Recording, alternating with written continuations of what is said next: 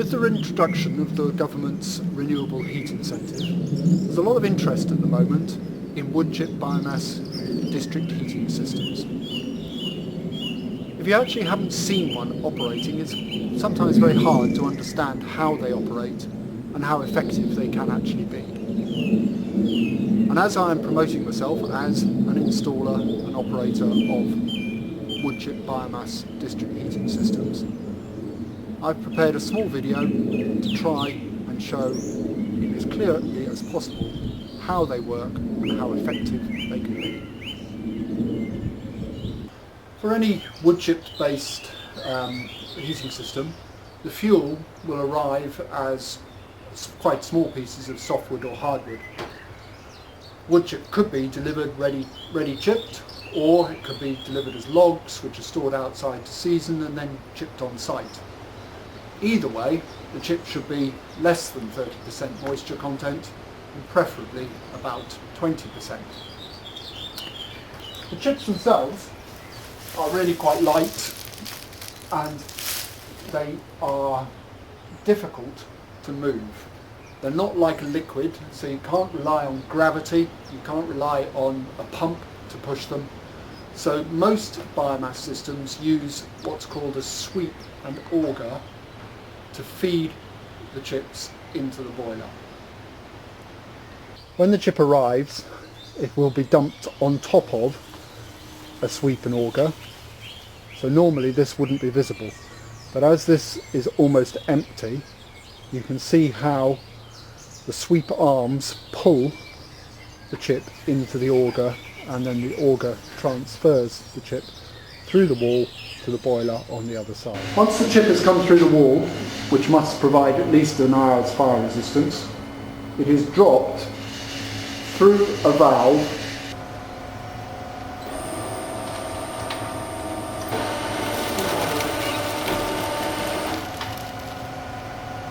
into another auger. This valve prevents any chance of fire from the boiler getting into the wood chip store. The lower auger feeds the wood chip into the furnace where it is burnt.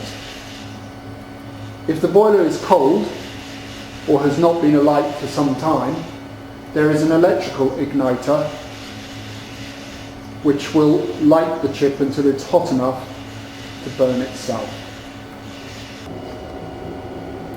The fire itself is in a refractory lined chamber with air blown in the correct proportions to promote efficient combustion. The exhaust is constantly monitored by an oxygen detector called a lambda probe, so that the boiler can adjust itself to ensure that all the chip and exhaust gases are completely burnt and combustion is as efficient as possible. Over 90% efficiency is claimed by most manufacturers. The boiler is so efficient at extracting all the heat and transferring it to the water jacket that it's quite possible to place your hand on the uninsulated part of the chimney. In fact, chimney gases are normally only about 120 degrees and very little smoke is produced.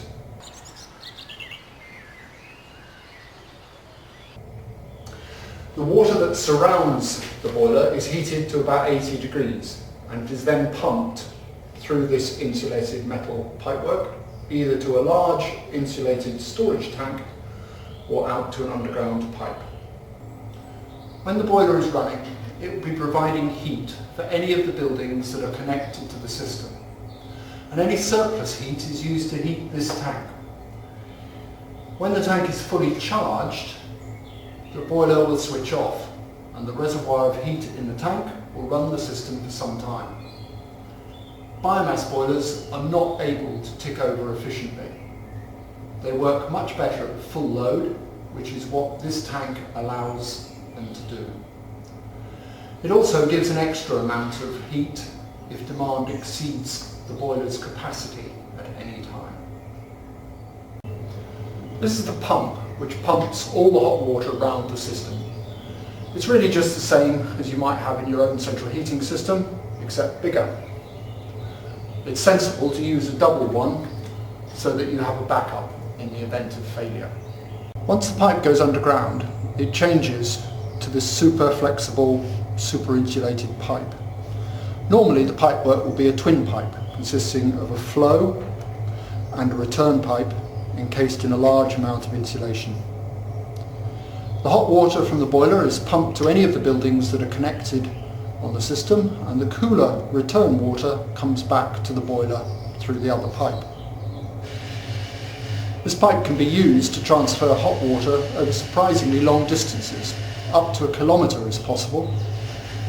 In this district heating scheme, there's no property closer than 120 metres to the boiler, and 2 are over 300 metres away.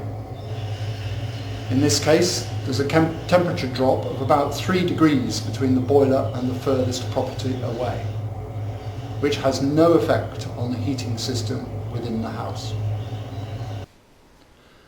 Once the pipe reaches the building that it is serving, it comes out of the ground and into a suitable space, such as the existing boiler room. Here it is connected to the property's central heating system. There is no direct connection, but via a heat exchanger. This stops any leak or problem in one property affecting another.